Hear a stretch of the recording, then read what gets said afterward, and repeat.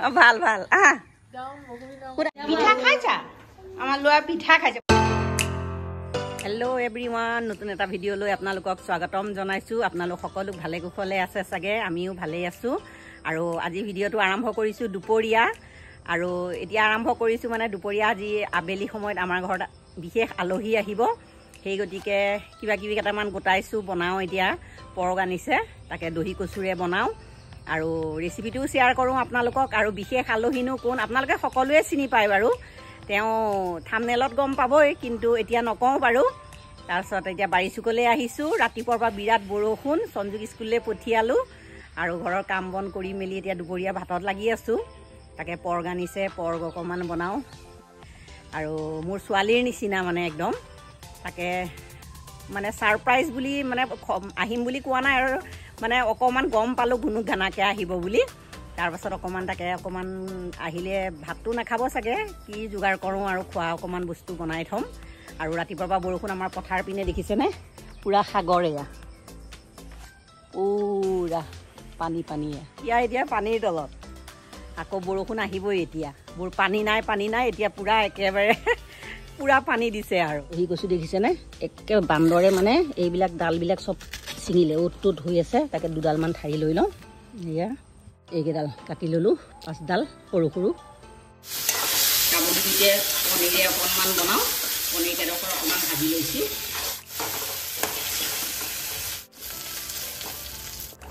কাবুলিতে পনীৰে আলুৰে তৰকাৰী ৰেডি কোমল চাউলৰ পিঠাগুড়িৰে বৰপিঠা গুলিছোঁ বনাবলৈ আৰু বৰপিঠাকেইটা বনাই লওঁ কেইটামান সৰহকৈ বনাইছোঁ সিহঁতক দি পঠিয়াবও পাৰিম সেইকাৰণে ল'ৰায়ো খুব ভাল পায় বৰপিঠা খাই এই বৰপিঠাকেইটা বনোৱা হৈ গ'ল তৰে বনাবৰ কাৰণে আটা মাৰি থৈছোঁ এয়া যদি ভাত খাওঁ বুলি কয় ভাতকে বনাই দিম আৰু তেওঁ আটাটো মাৰি থৈছোঁ ঢাকনা মাৰি থৈ কচু ঠাৰিকেইডাল ধুনীয়াকৈ চাফা কৰি ল'লোঁ এতিয়া যোগাৰ কৰি লৈছোঁ বস্তুখিনি এতিয়া পৰকখিনি বনাওঁ মই এইখিনি সিজাই লৈছোঁ 2 চিটি মাৰি লৈছোঁ প্ৰেছাৰ কুকাৰত আৰু এইখিনি পিঁয়াজ নহৰু আদা জলকীয়া আৰু দহি কচুখিনি এয়া ওপৰৰ চচটো গুচাই ল'লোঁ এতিয়া টুকুৰা টুকুৰকৈ কাটি দিম গেছত কেৰাহীখন বহাই দিছোঁ এতিয়া তেল দিম তেলটো একদম কম দিম মই তেল 2 চামুচমান তেল দিছোঁ আমাৰ গৰম হৈ গ'ল পিঁয়াজ গোটেইখিনি দিলোঁ এতিয়া কমাই দিছোঁ পিঁয়াজখিনি আমাৰ অকণমান ৰঙচুৱা হ'ব ধৰিছে এতিয়া মই বইল কৰি লোৱা পৰকখিনি দি দিছোঁ সৰু আদা কেঁচা জলকীয়া 4টা পিঁয়াজ এইখিনি দি দিছোঁ হালধি দি দিছোঁ জোখমতে নিমখটো জোখ অনুযায়ী দি দিছোঁ জালুকৰ গুড়া 1 চামুচ দিছোঁ ধনিয়াৰ গুড়া আধা চামুচ আগৰ জিৰা গুড়া দিছিলোঁ এইখিনি ধনিয়া গুড়া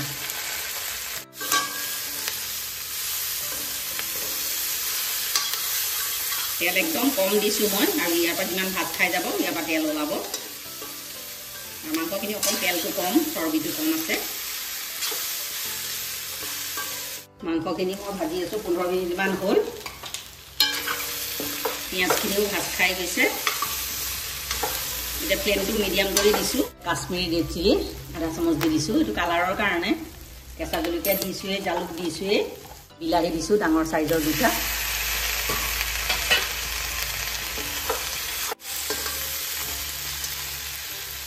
তাতে ঢাকনাখন লগাই দিম 2-3টামান লৰাই দিছোঁ মাংসখিনি বিলাহীখিনিও সিজি গৈছে এতিয়া মই কাটি লোৱা এই দহি কচুখিনি গোটেইখিনি দি দিছোঁ ডাঙৰ ডাঙৰকৈ দিছোঁ সিজিলে একে নোহোৱা হৈ যাব সেইকাৰণে ডাঙৰকৈ দিছোঁ অকণমান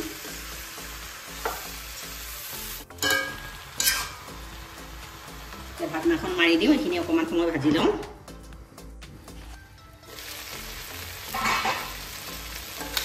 মাংসখিনি মোৰ পূৰা ভাজ খাই গ'ল কচুখিনিও সিজি গৈছে আৰু আলু 2টা দি দিলোঁ মই আলু 2টা দিওঁতে ভিডিঅ' কৰিব নহ'ল আৰু এতিয়া মই ইয়াত গৰম পানী দিম অকণমান গ্ৰেভি কৰিম আৰু দি দিম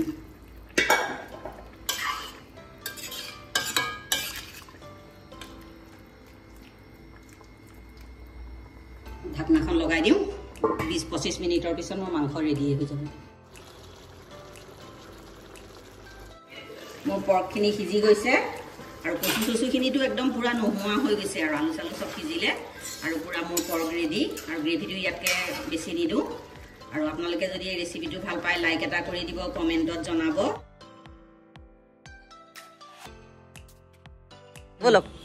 দুনু মোক চিনি পাহৰিলা মূৰত আহা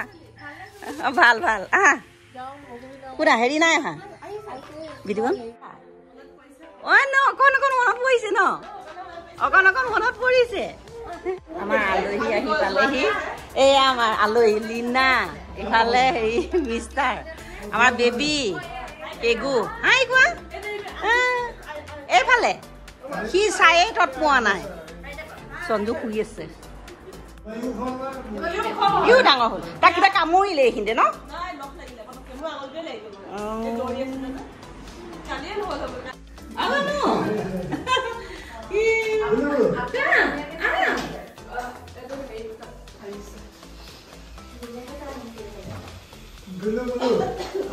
ফটোৰে বনাই আছো এয়া আজি লীনাহঁতক ফটোৰে খুৱাম পিঠা খাইছা আমাৰ ল'ৰা পিঠা খাইছে বৰ পিঠা খাইছে সেইটো খাই আছে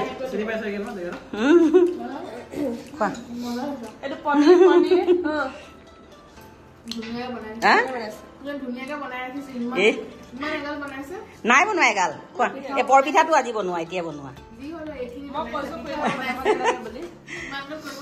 এই নহয় এই ইমান দূৰৰ পৰা আহিছা মই সেইকাৰণে ভাত খোৱাৰ কথা কৈছিলো মানে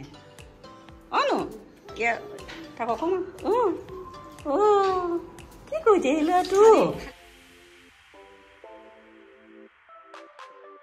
কেনেকুৱা লাগে খাই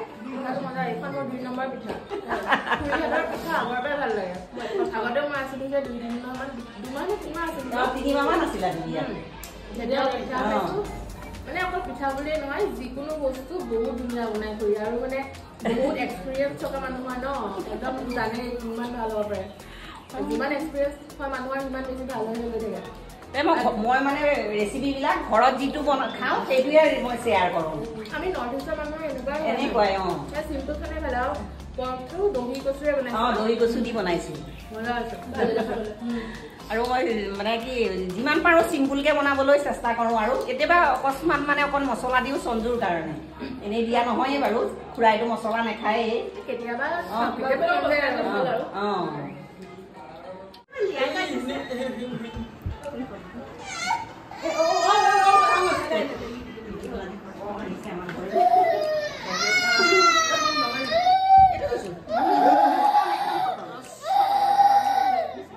খাবলৈ ওলাইছে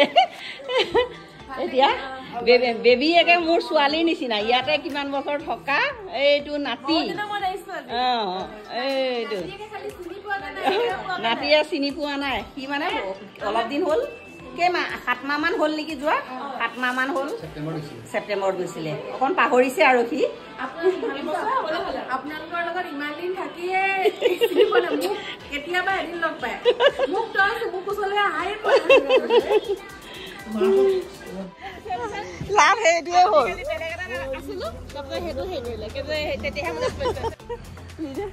খুৰীয়ে মোক মানি প্লেন এটা গিফ্ট দিলে মোৰ মানি প্লেনটো কেলে ডাঙৰ হোৱা নাই বুলি সুধিছে আৰু বহুত ধুনীয়া এইটো আছে ধুনীয়া গ্ৰ' হৈ আছে একদম পুৰা অলৰেডি সাৰ দিয়াই আছে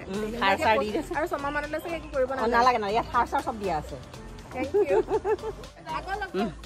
যোৱা বাই বাই বাই বাই যাওক যাওক